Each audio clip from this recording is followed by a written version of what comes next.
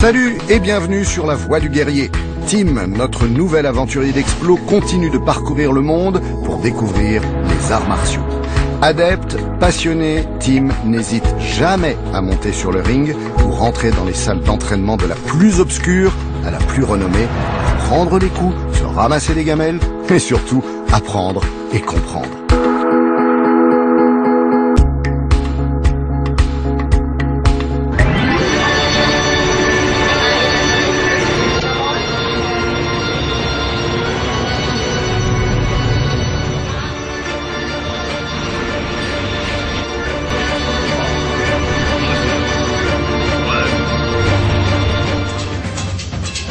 Après ma rencontre avec les lutteurs du Sénégal, j'ai choisi de traverser l'océan.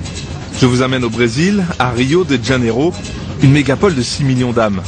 Au cours des 2 derniers siècles, ce pays a vu se développer une culture du combat unique au monde. Aujourd'hui, ces sports ont même remplacé le foot. Alors qu'est-ce qu'on fait cette semaine? Eh bien, nous allons rencontrer plusieurs grands maîtres d'arts martiaux.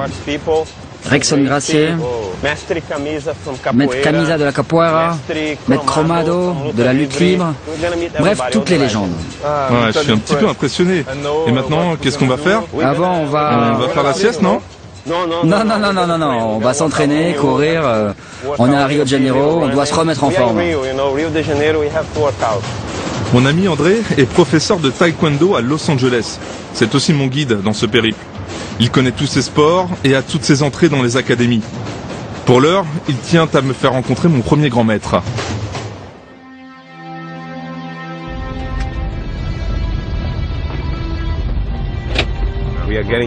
Et maintenant, nous arrivons dans une ferme écologique appelée Abada Capoeira. Ce lieu est une ferme retirée du monde, à 1 heure au nord de Rio. Mais c'est aussi un temple dédié à la capoeira. Les entraînements y sont quotidiens. Et ici, le boss, c'est Maître Camisa. Pour me dévoiler son art, il a fait venir ses élèves de toute la région. Ah, il y a des animaux partout là, c'est une vraie ferme. Mais ce sont les animaux de la ferme qui me souhaitent la bienvenue.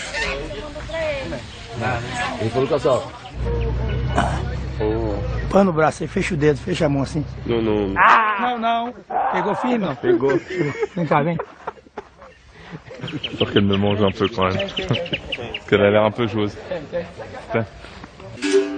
La capoeira est née avec le Brésil moderne et signifie herbe coupée. C'est la lutte pratiquée par les esclaves. Mais très vite, elle leur fut interdite. Cette danse dissimule en fait un sport de combat redoutable. Au début du XXe siècle, à Rio, la capoeira se pratiquait sans musique et servait souvent à régler ses comptes. Puis Maître Bimba l'a sortie de la clandestinité.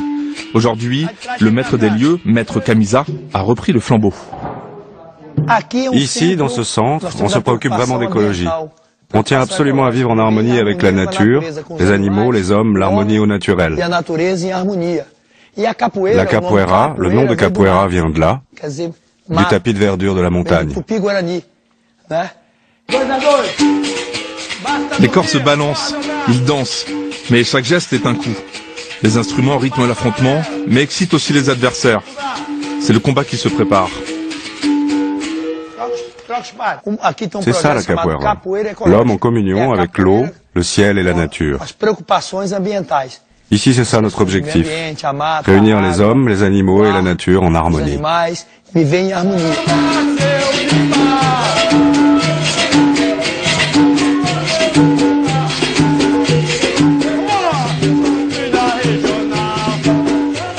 Il y a certains élèves comme Lucien Candido qui tiennent à me parler.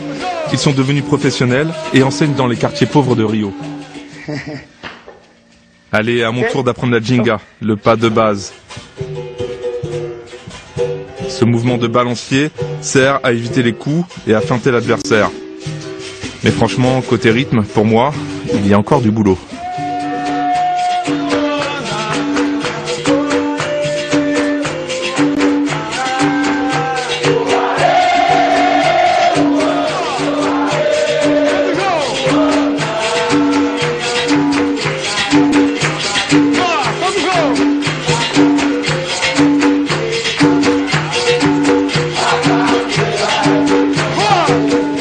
fait, en voyant ces combattants, je réalise que la capoeira est vraiment très efficace. C'est le premier art martial qui mélange toutes les techniques de combat importées par les Africains. Mais aujourd'hui, en ville, la plupart des jeunes pratiquent aussi le MMA, c'est le Mixed Martial Art, les arts martiaux mélangés qui combinent toutes les techniques de combat.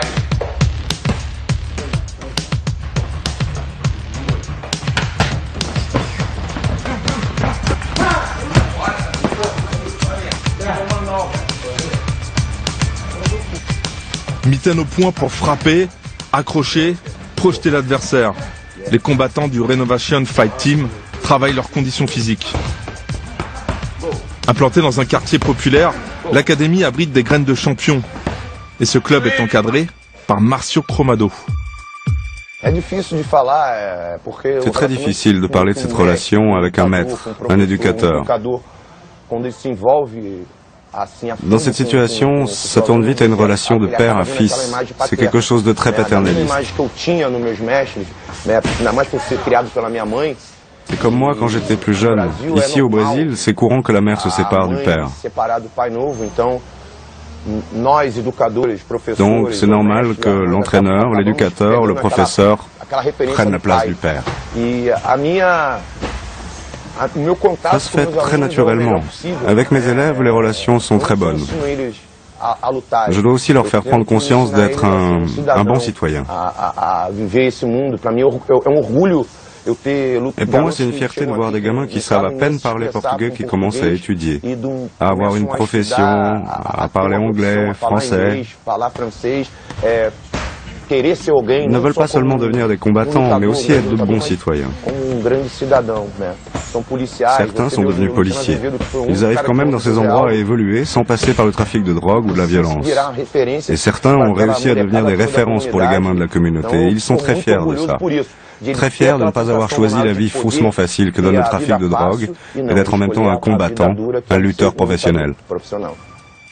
Avec les pros, je passe d'un atelier à l'autre. Mon rythme cardiaque monte très haut, mes muscles me brûlent. Ces exercices répétés avec intensité travaillent le gainage et l'explosivité.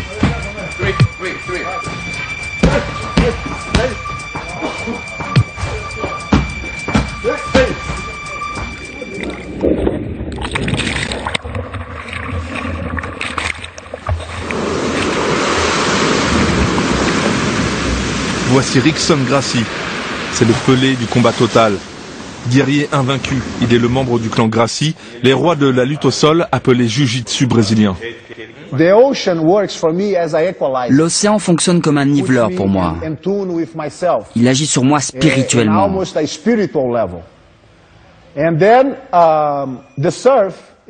Le surf me permet de rester en contact avec l'eau. Je ne me mets pas la pression pour être un bon surfeur, aucune pression pour maîtriser une technique, contrairement à certains de mes amis, aucune pression pour être le meilleur. Le Jiu-Jitsu donne en quelque sorte du pouvoir à chacun.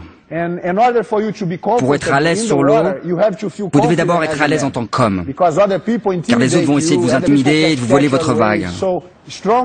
Plus vous serez fort à l'intérieur, plus vous surferez en paix. Voilà le lien entre les deux. Les surfeurs veulent avoir confiance en eux, ce que leur apporte le Jiu-Jitsu. Les pratiquants de Jiu-Jitsu veulent obtenir la spiritualité de l'océan et du surf. C'est une belle fusion, je trouve.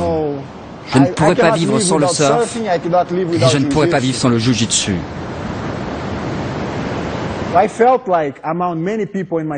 Comme beaucoup de gens de ma famille, je suis né avec la volonté de faire de la compétition, le désir de m'exprimer. Quand j'atteins ce niveau-là, je me sens comme un artiste.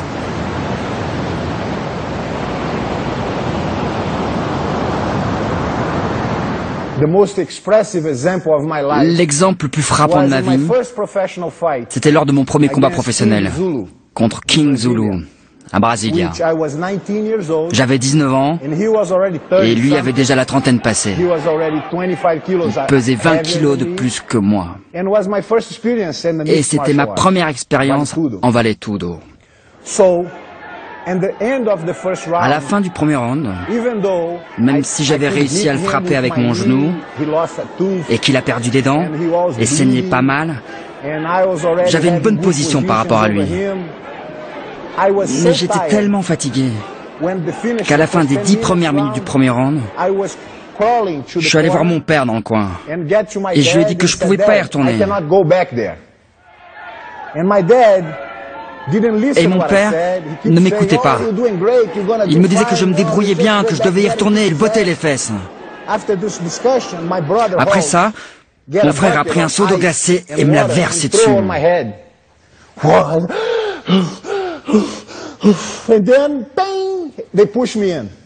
Et ensuite, ils m'ont poussé sur le ring. J'y suis donc retourné et 3 minutes plus tard, Zulu se soumettait. Cette leçon m'a enseigné que mon pire ennemi était mon esprit.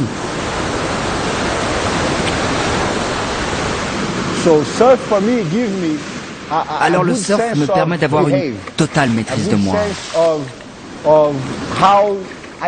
Et en plus de gérer une force parfois incontrôlable.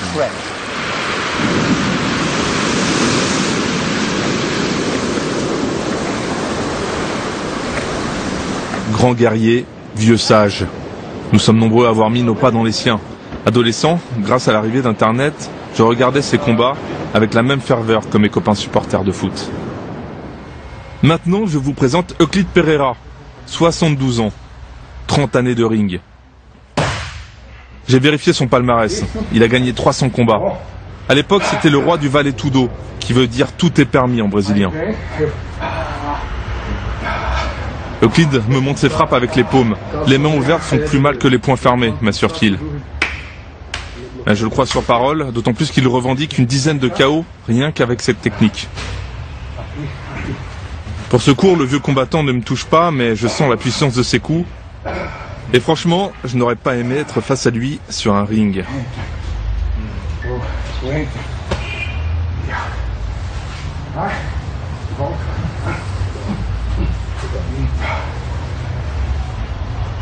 Et je suis d'autant plus flatté que Euclide, qui n'aime pas tellement la ville, a fait le déplacement à Rio rien que pour me montrer son art.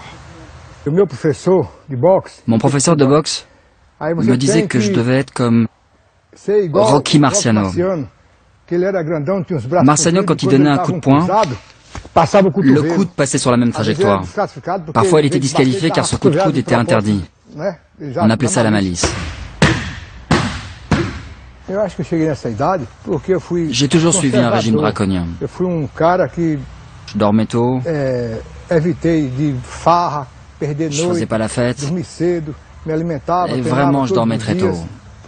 Encore aujourd'hui, j'ai la même rigueur qu'auparavant, mais je mange de tout. Et dans la série des grands maîtres, il y a aussi Letao, 75 ans. C'est le scientifique de la luta libre, la lutte libre. C'est une spécialité brésilienne. Le but consiste à soumettre son adversaire en l'immobilisant, un jeu de force et de stratégie. When you mount, I should put my legs up for you. As should be. Oh, so I do this. Look. Pass it. Okay.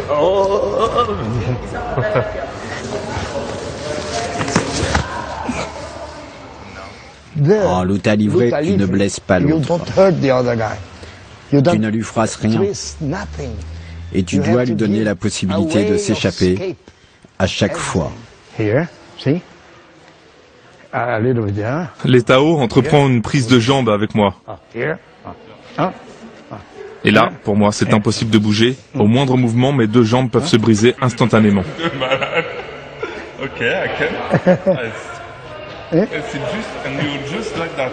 Et tu fais juste comme ça. Ouais, c'est le contrôle total. Et ça fait mal, merci beaucoup.